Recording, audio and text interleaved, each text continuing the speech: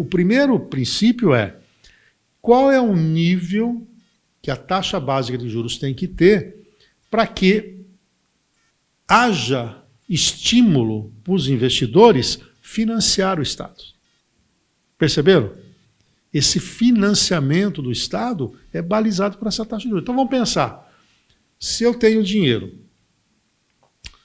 e a taxa de juros for muito baixa, e eu olhar, por exemplo, para a inflação e perceber que ela vai ser alta, então vou exagerar aqui no exemplo.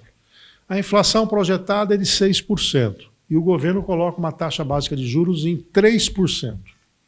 O que me motivaria a comprar esse título público, sendo que, depois de 12 meses, eu vou ganhar 3% e a inflação vai comer o meu rendimento porque é 6%. Ou seja, depois de 12 meses, o que eu compro hoje, eu não compraria as mesmas coisas daqui esse período, porque eu perdi valor, né? Deveria ter sido corrigido para seguir a inflação em 6%, e eu comprei um título do governo com 3%. Então, para estimular que eu, investidor, coloque meu dinheiro financiando o governo tem que dizer, olha, se a inflação projetada é de 6, eu vou te dar uma ração aí.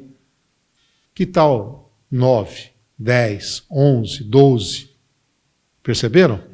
Então, a inflação futura é um balizador para estimular a compra presente de títulos do governo. Mas alguém pode falar, mas outros países têm uma projeção de inflação de 4 e oferecem títulos, vamos pegar esse exemplo do 6, que é a realidade brasileira, 6, e oferecem títulos públicos a 7, 8. Sim, aí vai depender do nível de confiança que você tem naquele país, né?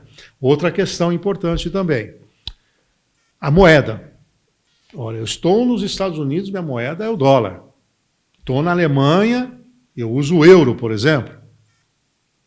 A libra esterlina na Inglaterra. Ou seja, a moeda mais estável também exige menos ração do ponto de vista de juros, porque os agentes econômicos já confiam, sabem que é uma moeda conversível, uma moeda aceita no mundo todo, que não é o caso do real.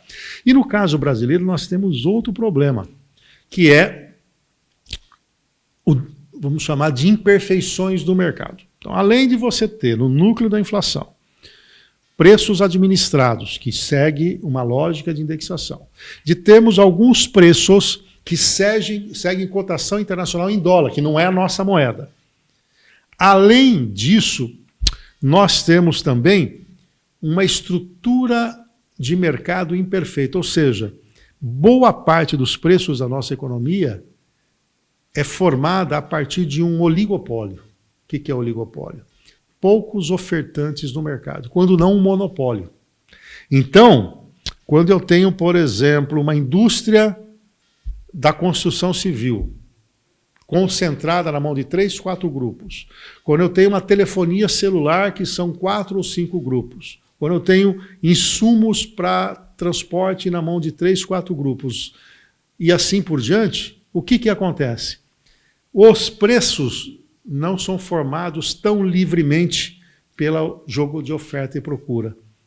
Eu quero dizer o seguinte, pode ter indução de preços, né?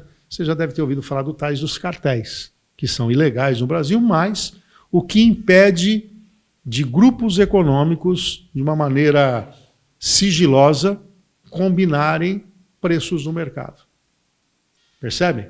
Então, eu costumo dizer que no Brasil, o paciente Brasil, ele requer um remédio muito maior do que um paciente americano, do que um paciente alemão, do que um paciente inglês, canadense, assim por diante.